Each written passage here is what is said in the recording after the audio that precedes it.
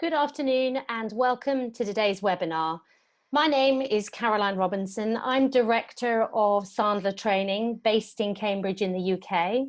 And we are specialists really in all things sales, helping individuals and companies to get better sales results by being both more effective and more efficient in terms of how they sell. In terms of what we're going to be focusing on for the next 30 minutes is strategies that you can implement to help you to become more successful in a tough economic time. Pretty interesting timing to be talking about this given what's been happening with the stock markets over the last couple of days. And there's quite a lot I'd like to get through in the time frame that we've got. So what I'd ask, I'm very happy for you to type questions as we go through this. What I'm going to do is I'm going to save those questions to the end though, and we'll answer as many of those as I can in the time that we have left. So what I'm going to do is I'm going to share with you 6 practical steps that you can implement that will give you an edge in selling regardless of what is going on in the economy. And I'm going to look at each of these tips from 2 particular perspectives, one from the perspective of those of us who are in a sales role, but also for those of you who are in a sales management role, how can you take those tips and apply them to your teams? So let's dive straight on in then. So first tip that I'd like to share with you is about taking the BAT test. If any of you have been exposed to Sandler previously, you may well have come across what we call the success triangle, which is also known as the BAT triangle. And it's a very simple model, but it's also a very powerful tool that we can use to help us to self-diagnose where our strengths are from sales and sales management perspective, and where there is room for us to improve. So we're really going to focus around this triangle for the rest of today's webinar. But the first thing I'd like you to do is I'm going to describe what each of those 3 different components are: the attitude, behavior, and technique. I'd like you just to grab a piece of paper, draw that triangle on for me. And as I go through each of these different components, I'd like you to score yourselves on a scale of 1 to 5, 1 being low, 5 being high. And what you're evaluating yourself on is your level of strength in this particular area. How much do you feel like you've got this nailed? How much do you feel like there's room for improvement and for growth? And as I say, we're going to break down each of those areas in a bit more detail so you can see some specific tools and techniques that you can apply to attitude, behavior, and technique. So let's have a look at this in a little bit more detail then. So when I talk about attitude, what do I really mean by that? Well, the first thing to say is that attitude is at the top of the triangle for a very good reason. It's so influential. And attitude really is fundamentally about the thoughts and beliefs that we have that then drive the behaviors that we take and the techniques that we implement. And in terms of attitude, it tends to really be in 3 main areas when we're thinking about it from a sales perspective. So it's the thoughts and the beliefs that we have about ourselves in terms of our attitudes, if you like, and our levels of comfort and belief in our own abilities. The second component is around what it is that we're selling and who it is that we're selling it for. So what are our beliefs about the company that we're selling, or what the products and services that we're selling? Do we believe in them? Do we believe that they add real value to the customers that we're serving? And then the third component, which is really most relevant for today, is around the marketplace, so the industry that you're selling into. Do you believe that it's one of opportunity, or do you feel like it's one of limitation? So with all of those own elements of attitude, they can be both positive or negative, and therefore can be either helpful or destructive. In terms of behavior, then, the second component of the BAT triangle, behavior is really all about activity. What are you doing with your time? So fundamentally, our goal with behavior is to do enough of the right behavior so that we're generating enough of the right kind of leads with on-profile prospects that enable us to have sales conversations where we can apply our tools and our techniques. So let's break that behavior down in a little bit more detail. There's really 3 components to it. 1 is setting a goal, knowing what it is that we want to achieve. The second component is having a strategy for how we want to achieve that goal. And then the third component is actually breaking that down into an activity plan. So the activities that we're going to do on a daily or weekly basis that are going to add up to achieving that strategy and that goal that we've set. And then the third component there is around technique. Technique is really around the tools and specific techniques that we can use, we can learn to help us to become more successful, both in prospecting and sales conversations. So we're going to look at those three different areas and figure out how can we use specific strategies for each of those to help us to become more successful, regardless of what is going on in the wider economy. So what you should do is you should now have a triangle on your piece of paper with a score of 1 to 5 around how well you feel like you nail the attitude component, how well you feel you nail both behavior and technique. And as I work through those different components in a bit more detail, keep going back to those scores and figure out, actually, is that the right score you've identified? Or is there something that you want to tweak in that?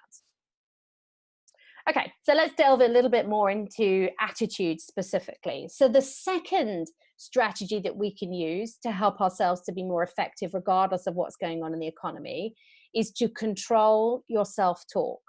Now, the reality is attitude is the most influential of the BAT triangle.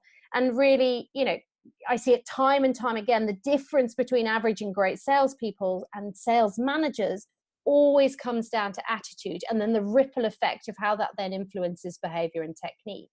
So any changes and improvements we can make in terms of our attitude can have a really profound difference in terms of behavior, technique, and therefore results overall.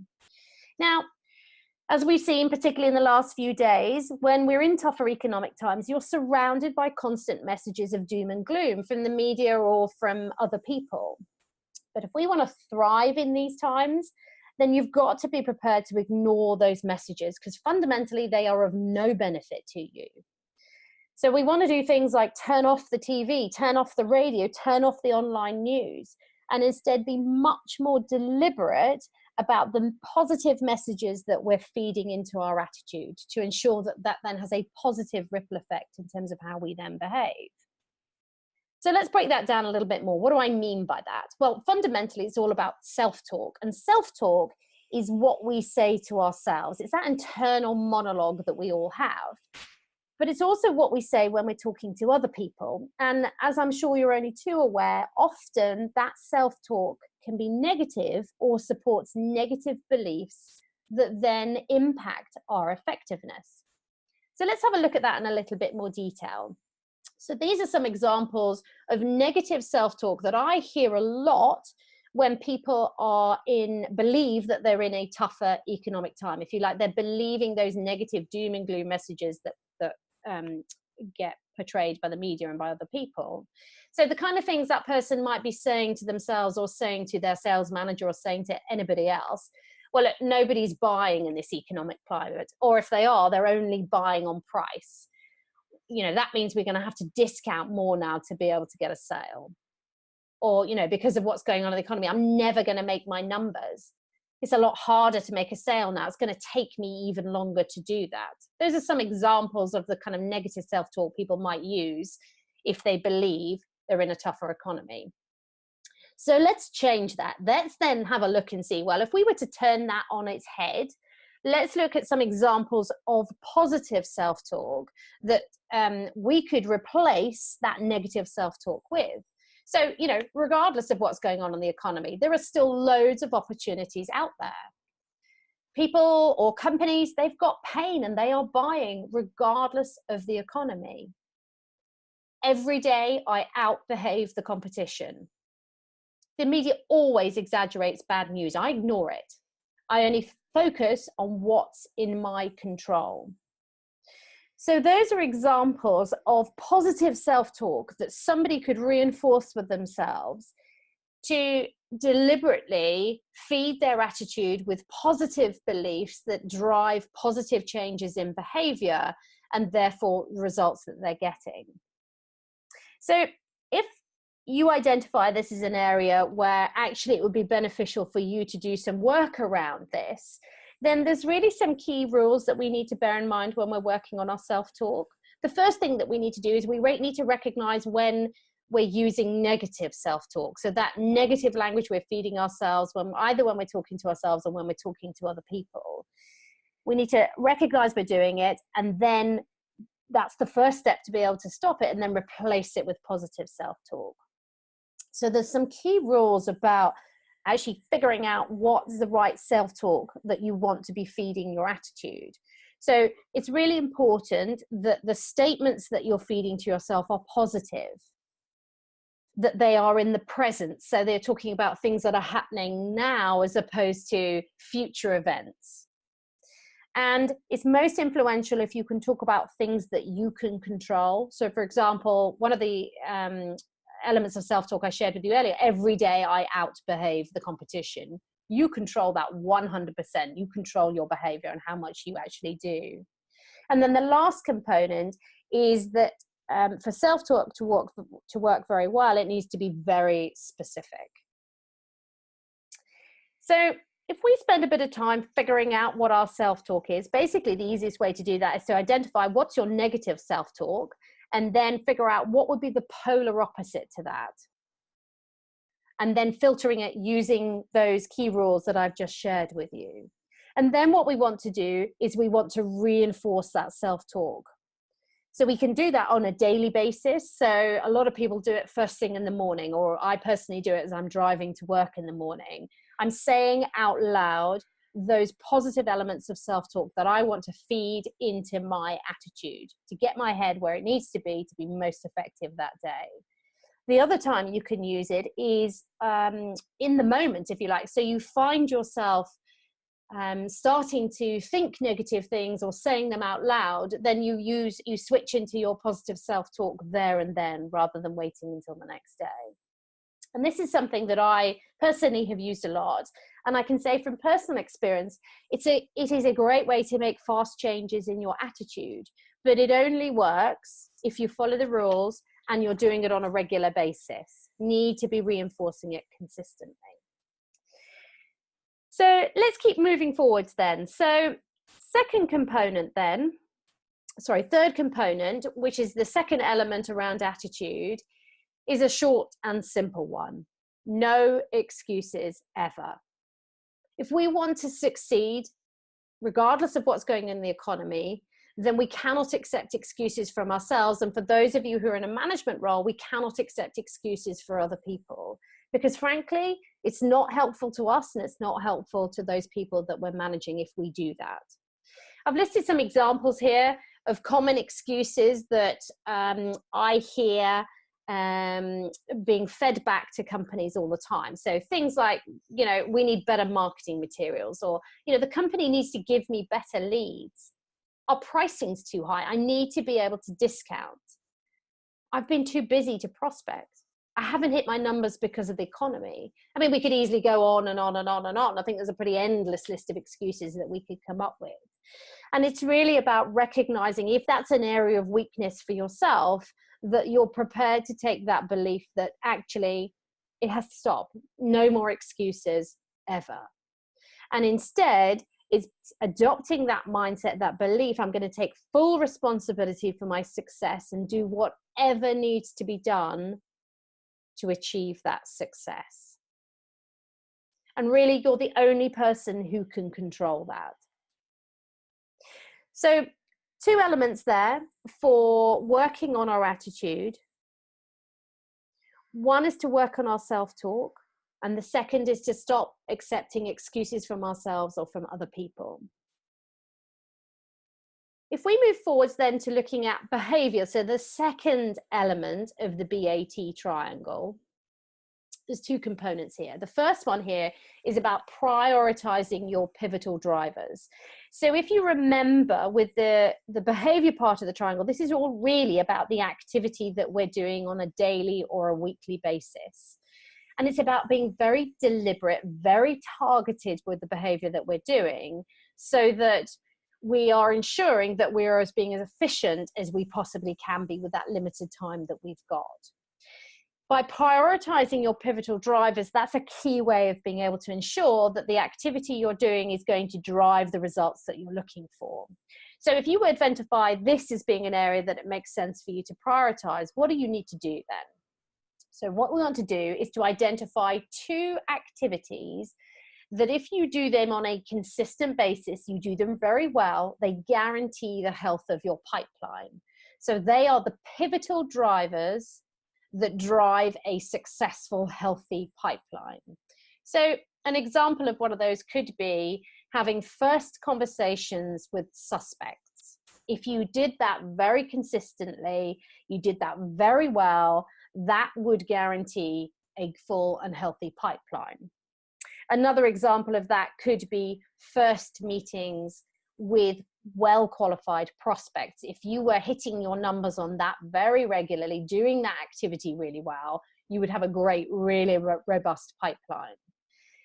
They then become things that we want to really prioritize and focus on. So we want to set ourselves a target number per week or per month, how much we want to be doing those activities to then generate enough opportunities to have that full and healthy pipeline to achieve whatever your target or your goal is. But just defining a target around those activities isn't enough. What we also need to do is understand, if you like, what activities feed those pivotal drivers. So what are the activities you need to do to achieve those pivotal drivers? So let's take that example of first conversations with suspects. Well, what are the activities that you need to do to be able to guarantee that you're having regular conversations with suspects? So examples of the kind of activities we could be doing could be asking existing clients for introductions, or it could be very targeted networking where you know the right profile of people are going to be. And then what we want to do is then set ourselves daily and weekly targets for those activities. So for example, if you know that asking for introductions is the single most effective way of you having first conversations with suspects, then you would set yourself a target for the number of times you're going to ask per day, per week for introductions from existing clients. And then what we want to do is commit to those behaviors. So we talk about this as a cookbook. It's basically a list of the activities that you're going to implement on a daily or weekly basis that will then drive your pivotal drivers, that will then lead to a successful, healthy pipeline. So having committed to it, what we then need to do is track our behavior. Are we achieving those target number of activities we've identified on that daily or weekly basis? And are they delivering results for us? And then make these drivers and these activities your top priority every day and every week. Because you know if you do those activities, they will lead to the type of pipeline that you're looking to achieve. And from a sales management perspective, it really comes down to sitting down with your people, helping them to define these activities and these pivotal drivers, and then supporting them to achieve the targets that they're setting. So we can do this on a weekly basis. I advocate sitting down with people at the beginning of the week. What is it you're looking to achieve this week? What can I help you with that? Is there anything you particularly need from me? And then sitting down again, very, very briefly at the end of the week to debrief the week in terms of what worked well, what could have been done differently, what are you going to take forward and do differently next week? So from a behavior perspective, you want to make change here, prioritize those pivotal drivers and the activities that really influence them. And then the second step of behavior is about out preparing the competition. Sales is all about slight edge. If you're in a more challenging sales environment, whether that's because you're selling at a premium, it's a complex sale, or it's a very competitive market, then this slight edge becomes even more true and even more important. And the reality is that most salespeople they're pretty happy winging sales conversations, and they get away with it often enough to believe that that's okay, that that's good enough. But in a tougher climate, we may need to up our game to achieve that same level of success or to achieve even higher success. So instead, Let's out-prepare the competition. And when I talk about competition, I'm also including that part of you that prefers to wing it, that doesn't think that planning is really all that it's stacked up to be. So what I've laid out for you on the slide here are really two elements about preparing the competition that I advocate very strongly for us to be doing on a consistent basis. The first component is using pre-call planning. And I've outlined some of the key components here that we can use on a regular basis to help us plan for calls, for meetings. So things like defining ahead of time, well, what are the objectives for the conversation? What are the minimal and ideal outcomes that we're looking to achieve? What's our agenda for the meeting? In Sandler terms, we call that the upfront contract.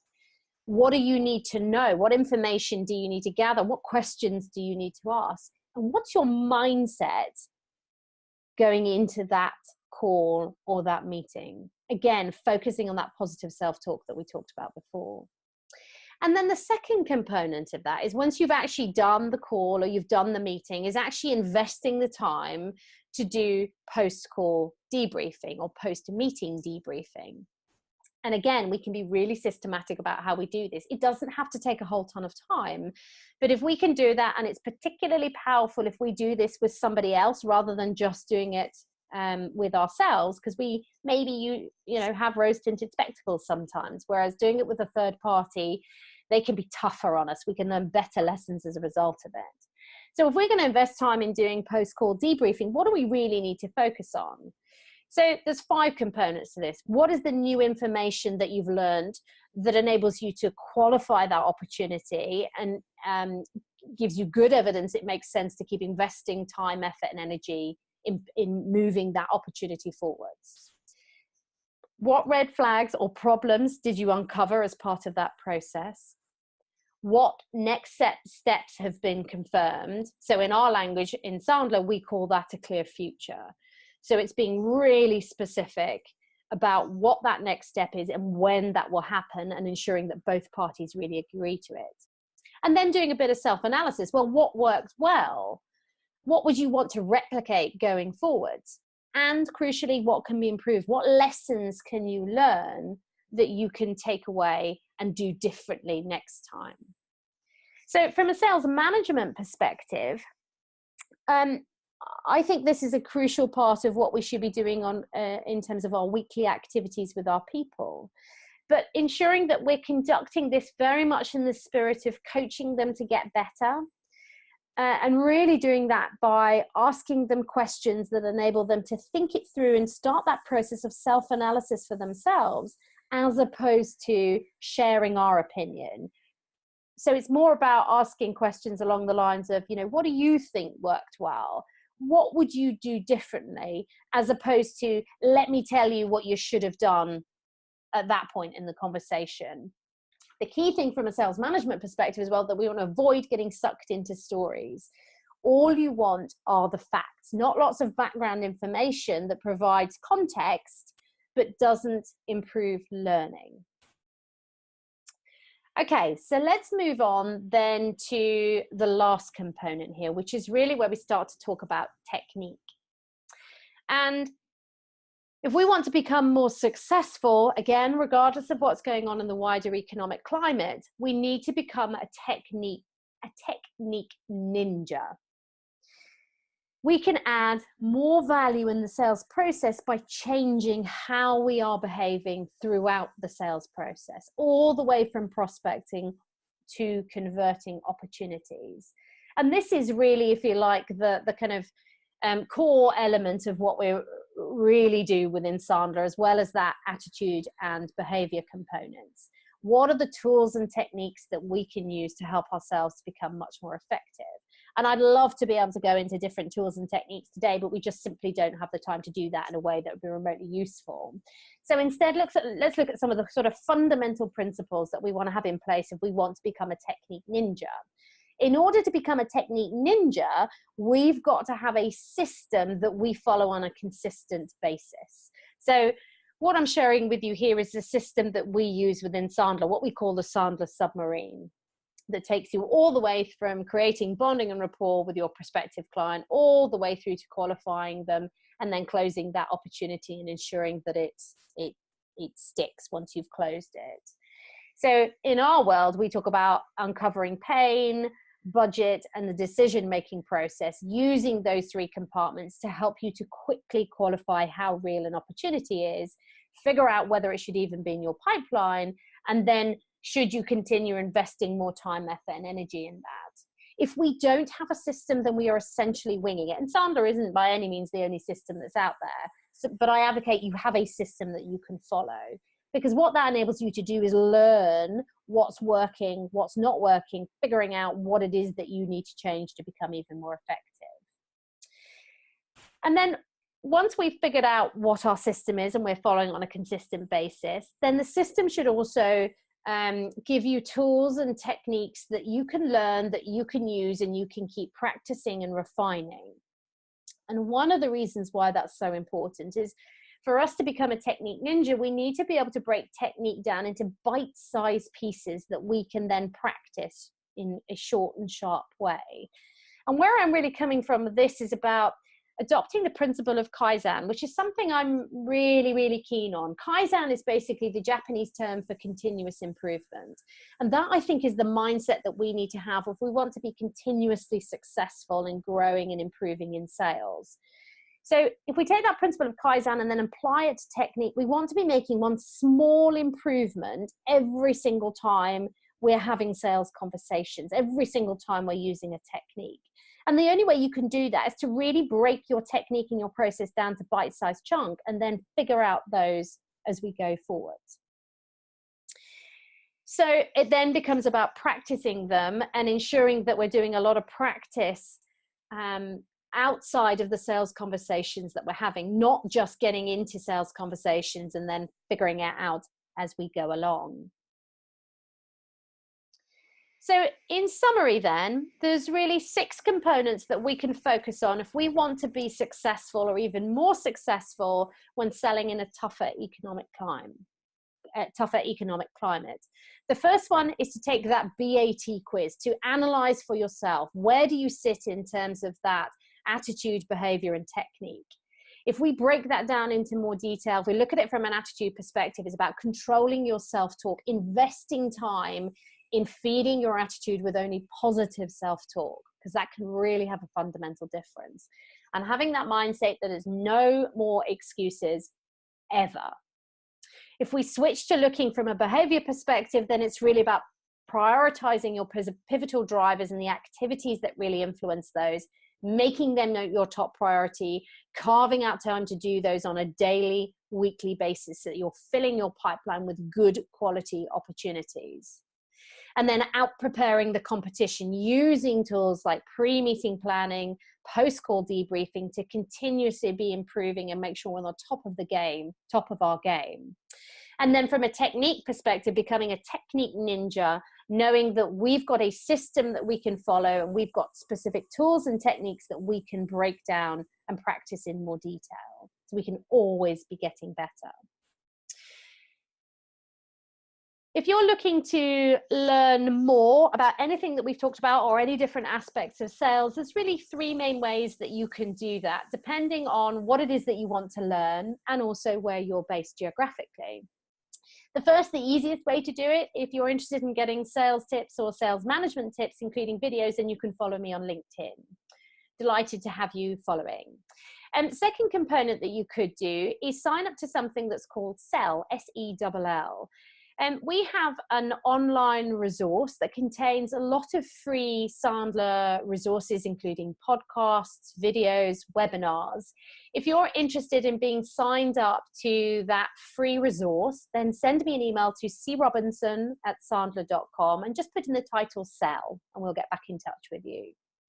Or if you're a managing director and you're based in and around Cambridge in the UK, then on March the 6th, you'd be welcome to join us for a seminar that we're running on creating a sales-driven organization, where we're really going to be looking at areas of best practice that we can implement to make the sales function of our companies as effective and efficient as possible. If you're interested in that, would like some more details, again, send me an email, crobinson@sandler.com, putting in the title seminar, and we'll get back to you.